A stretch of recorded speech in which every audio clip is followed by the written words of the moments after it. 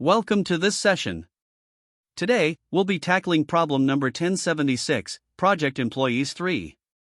This problem is part of the SQL problem set and focuses on analyzing employee-project relationships.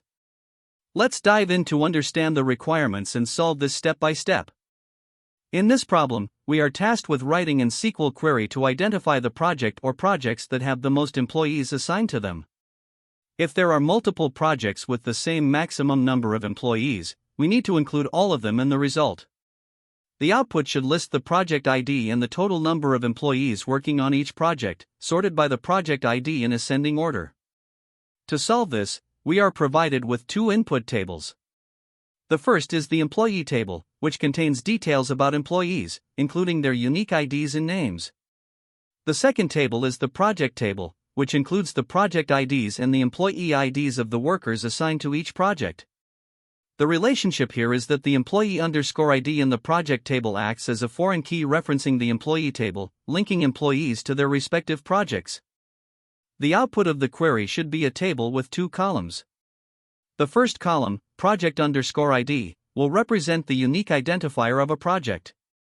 The second column, employee_count, will indicate the number of employees assigned to that project. Let's look at an example to understand this better.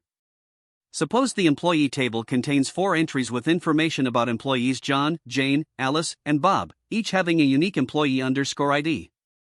This table simply serves as a directory of employees, listing their IDs and names. Now, in the project table, we have details about the assignments of employees to projects. Each row here links a project ID with an employee ID, showing which employee is working on which project. For example, Project 101 is assigned to employees 1 and 2, while Project 102 is assigned to employees 3 and 4. Project 103, on the other hand, has 3 employees, 1, 3, and 4. Based on this data, the output should indicate that Project 103 has the highest number of employees, which is 3. Therefore, the result table will include Project 103 along with an employee count of 3. Let's walk through the explanation of the first example. Project 101 has 2 employees, John and Jane, while Project 102 also has 2 employees, Alice and Bob. However, Project 103 has 3 employees, John, Alice, and Bob. Since Project 103 has the highest number of employees, which is 3, it is the only project included in the output.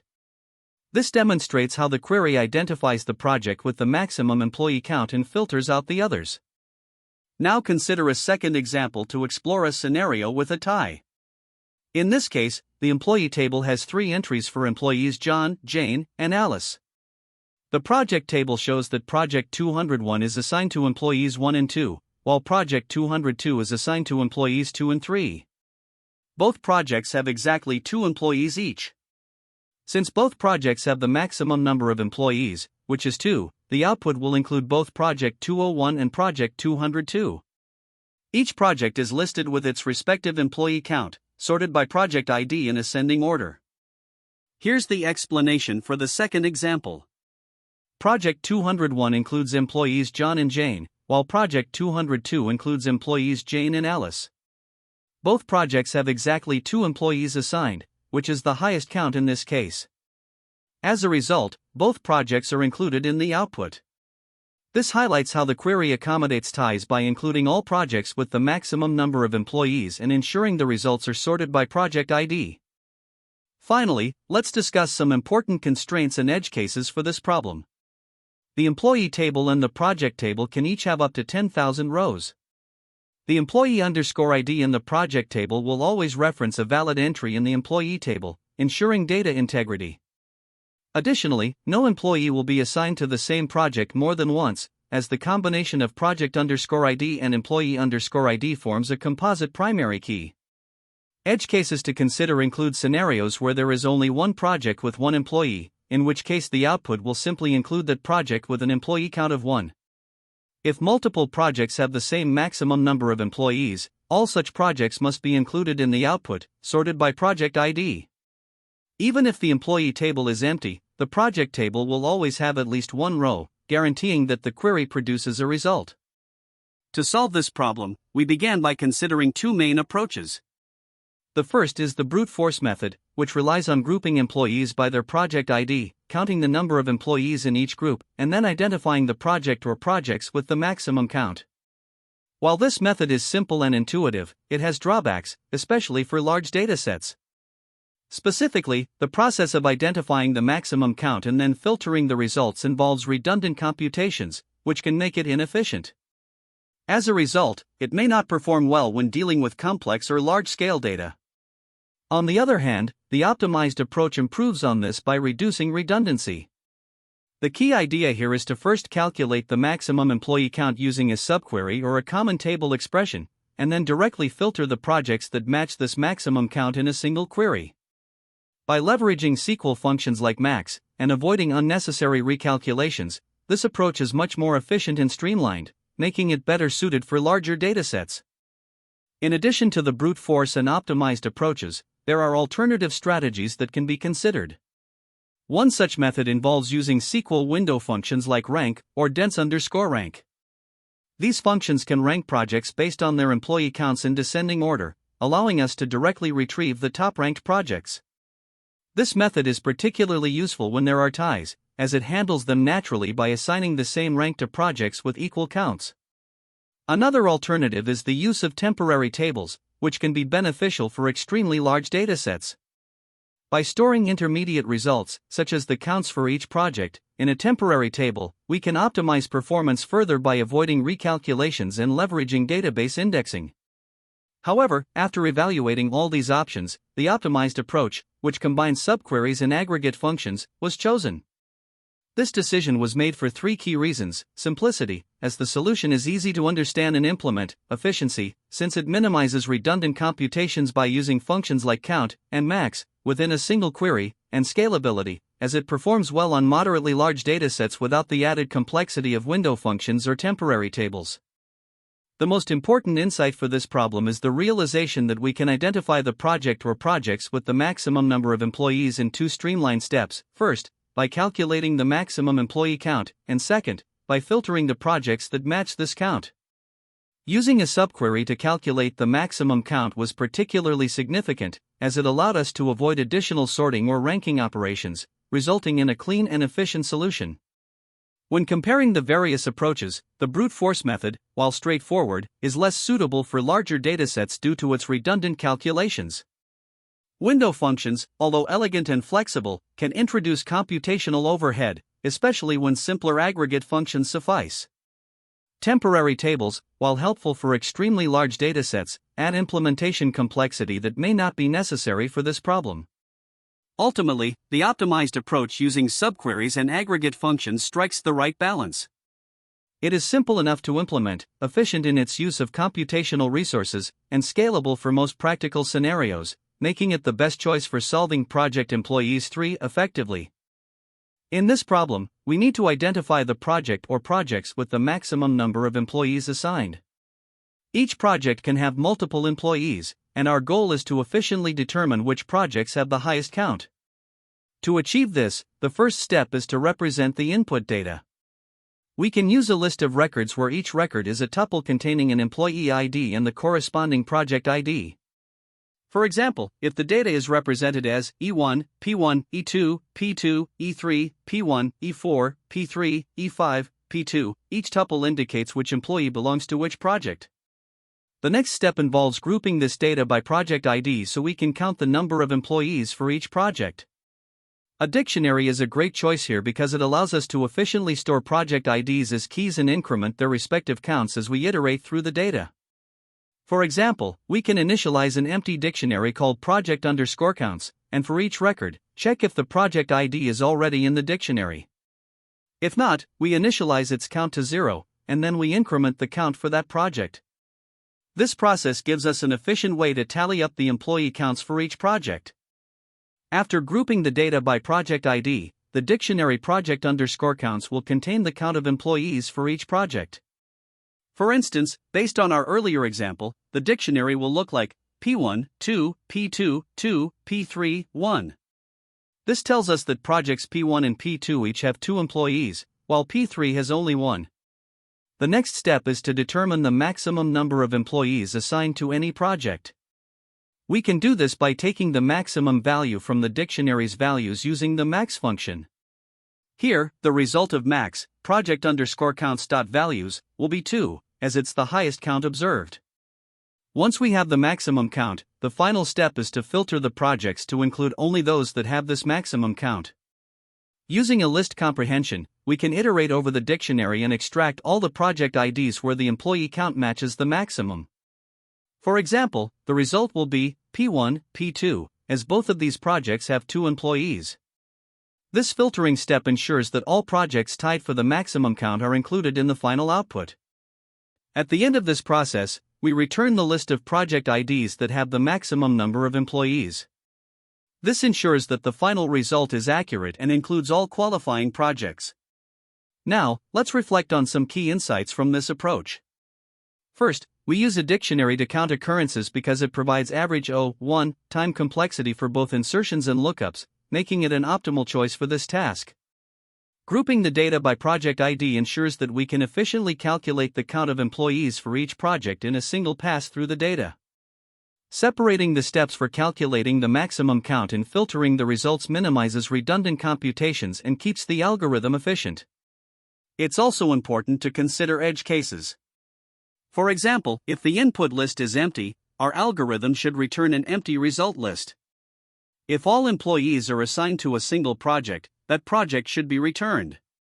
Finally, if there's a tie between multiple projects, all tied projects should be included in the result. These considerations ensure the solution is robust and handles all possible scenarios effectively. To summarize the data structures used, we start with an input list to store the raw data of employee to project assignments. A dictionary is then used to count and store the number of employees for each project, which provides efficient lookups and updates. Finally, the result list is used to store the project IDs that have the maximum employee count. When analyzing the time complexity, grouping the data involves iterating through the input list, which is an O(n) operation, where n is the number of records. Finding the maximum value among the dictionary's values is O(m), where m is the number of unique projects. Filtering the dictionary to extract the projects with the maximum count is another O(m) operation. Combining these, the overall time complexity is O(n plus m), which is efficient for realistic input sizes. This balanced use of data structures and the linear scalability of the algorithm makes it well suited for tackling this problem efficiently. This solution identifies the projects with the maximum number of employees assigned. It begins by importing the collections module, which provides the defaultic data structure for counting.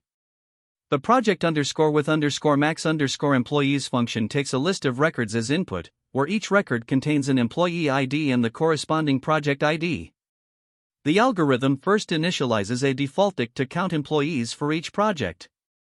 The loop iterates through the records and increments the count for the respective project in the dictionary.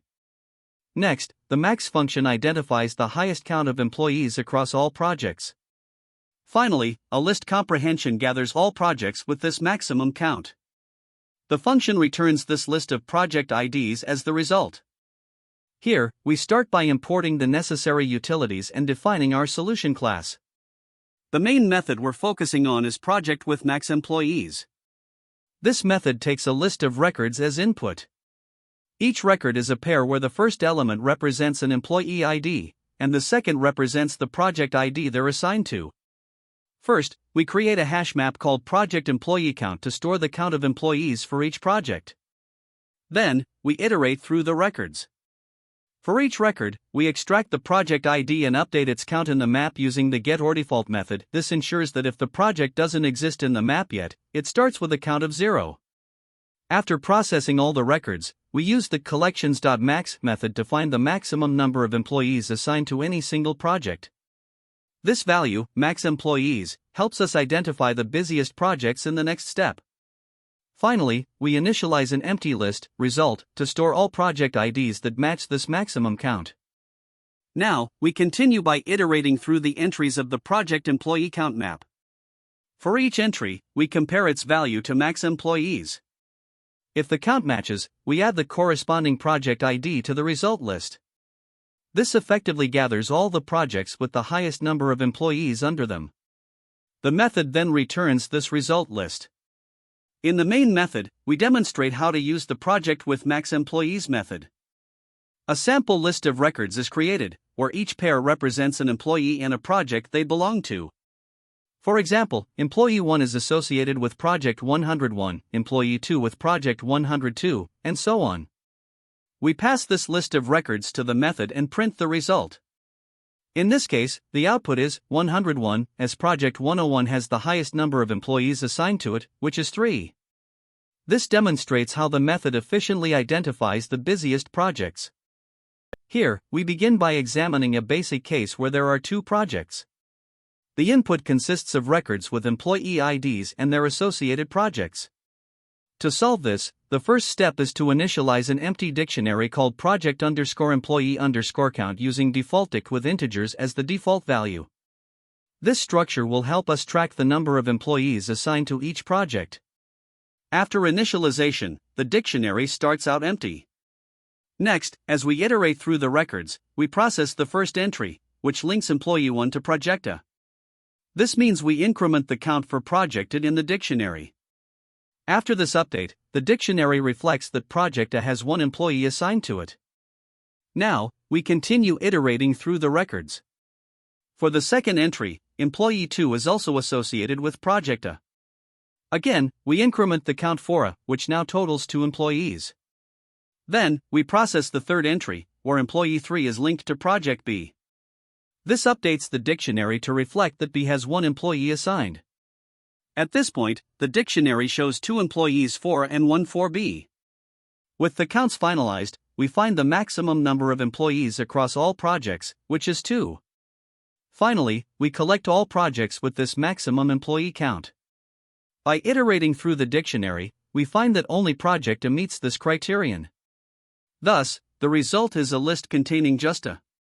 The final output for this example is a list containing projecta. This result indicates that projecta has the highest number of employees assigned to it. Moving on to another example, we now consider a scenario where there is a tie between two projects. The input consists of records showing 4 employees distributed between 2 projects, A and B. As before, we start by initializing the project_employee_count dictionary using defaultIc with default integer values. Initially, the dictionary is empty. Now, as we iterate through the records, we process the first entry where employee 1 is associated with projecta. This increments the count for A to 1. Next, the second entry links employee 2 to project B, so the count for B is also set to 1. Continuing, the third entry reveals that employee 3 is assigned to projecta, increasing its count to 2. Finally, the fourth entry shows that employee 4 is linked to project B, which updates its count to 2 as well. At this stage, the dictionary shows 2 employees for A and 2 for B. To determine the maximum number of employees, we calculate the highest value in the dictionary, which is 2. With the maximum employee count identified as 2, the next step is to collect all projects that meet this count.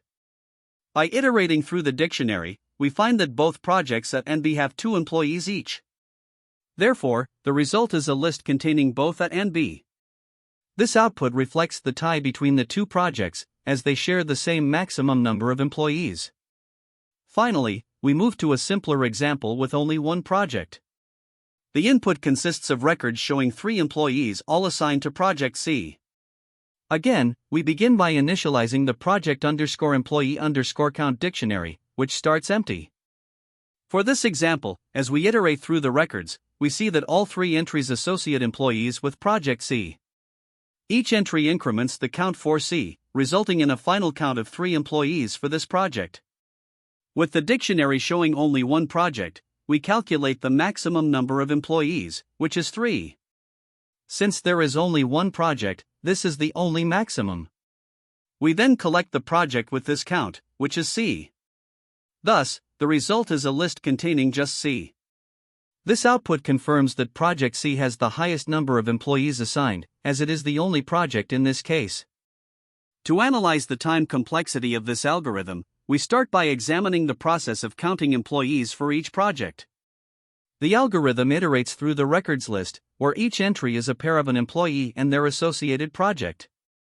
For every pair in this list, The count for the corresponding project is increment in the project_employee_count dictionary. Since this involves a single pass through the records list and each dictionary update is an O(1) operation on average, this step has a time complexity of O(n), where n is the number of records. Next, the algorithm identifies the maximum number of employees by evaluating the values in the dictionary. With m representing the number of unique projects, this step takes O(m) time, as the dictionary contains at most m entries. Finally, the algorithm collects all projects that match this maximum value by iterating through the dictionary entries, which also requires O(m) time. Together, these steps form the basis of the time complexity analysis. When we combine all the steps, the total time complexity becomes O(n plus m plus m, which simplifies to O(n plus m. Here, n is the number of records and m is the number of unique projects. In practice, m is often much smaller than n, so the time complexity can be approximated as O(n) in such cases. Now, looking at the space complexity, the algorithm's memory usage is determined by the data structures it employs. The records list is provided as input and does not add to additional space usage. The project_employee_count dictionary, on the other hand, stores the employee counts for each unique project. In the worst case, where all projects are distinct, the dictionary will have m entries, requiring O(m) space. Similarly, the result list, which holds the projects with the maximum number of employees, could also contain up to m entries in the worst case, contributing another O(m) to the space complexity. Overall, the space complexity is O(m), driven by the number of unique projects. When comparing this algorithm to a brute force approach, the difference in efficiency becomes clear. A naive solution might involve iterating through the records list multiple times, counting employees for each project and then determining the maximum. This approach would require O(n*m) time in the worst case, as it involves nested iterations over the records and projects. By contrast, the proposed algorithm optimizes this process by using a dictionary to count employees in a single pass through the records, significantly reducing the time complexity to O(n plus m). Analyzing the best, average, and worst-case scenarios highlights the efficiency of this approach. In the best case, where the number of unique projects m is very small compared to n, the time complexity simplifies to O(n), dominated by the iteration through the records. In the average case, where the distribution of employees across projects is relatively uniform and m remains much smaller than n, the complexity remains O(n plus m). Even in the worst case, where each record corresponds to a unique project and m equals n, the time complexity is O(n), as the dictionary size grows linearly with the input size. To mathematically confirm the big O analysis, consider the operations involved. First, iterating through the records list is O(n), as each record is processed exactly once. Dictionary operations, such as incrementing and looking up values, are O(1) on average due to the properties of hash tables. Finding the maximum value in the dictionary involves examining m entries, which is an O(m) operation. Similarly, collecting the projects that match this maximum value also requires O(m) time, as each dictionary entry is inspected once. When these steps are combined, the total time complexity is O(n plus m). This linear relationship with the size of the input n and the number of unique projects m underscores the algorithm's efficiency. When tackling this problem, there are a few common mistakes to watch out for. First, not considering edge cases can lead to major issues. For example, if multiple projects have the same maximum employee count, or if there are no employees assigned to any project, failing to address these scenarios can result in incorrect outputs or even runtime errors. Next, inefficient data structures are another pitfall. For instance, using nested loops for aggregating data instead of hash maps or dictionaries can significantly increase your time complexity, potentially making your solution impractical for large datasets. Lastly, overcomplicating what should be a simple brute force approach is also a frequent issue. Instead of writing convoluted code for tasks like grouping or counting, leverage built-in functions such as collections, counter in Python. Using these tools can make your solution more concise, easier to debug, and more maintainable overall. Another common mistake is the incorrect handling of null or missing data. Many developers assume that input data is clean, but in real-world scenarios, datasets often have inconsistencies, such as missing project IDs or employee information. Without validating your input, these issues can lead to unexpected errors. Additionally, failing to optimize for space can be problematic. For instance, storing the entire data table in memory when you could aggregate results on the fly can lead to memory overflow for large datasets. By being mindful of memory usage and validating your data, you can ensure your solution is both robust and scalable. This problem often highlights key interview patterns that are worth mastering. One of the most common is the group by an aggregate pattern, which appears frequently in SQL and array manipulation problems. Techniques like hashing, using prefix sums, or applying sorting creatively can help you achieve better performance. It's also important to weigh time and space trade-offs. For example, while brute force solutions may be easier to implement, optimized single-pass algorithms or pre-sorting approaches can provide significant efficiency gains. If the dataset happens to be sorted by project ID, you can use a single traversal to compute the counts in O(n), eliminating the need for additional memory like hash maps. During interviews, make sure to clearly articulate how your solution handles edge cases, such as ties or empty inputs, as this demonstrates a strong understanding of the problem.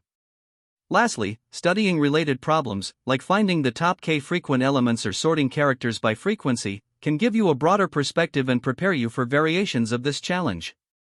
There are also several alternative approaches you might consider depending on the specifics of the problem. One option is a sorting-based approach, where you sort the data by project ID and then count consecutive occurrences.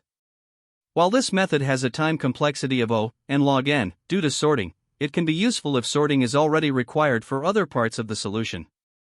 Another approach involves using a heap, such as a min heap, to track the top k projects if the problem is extended to find more than just the maximum.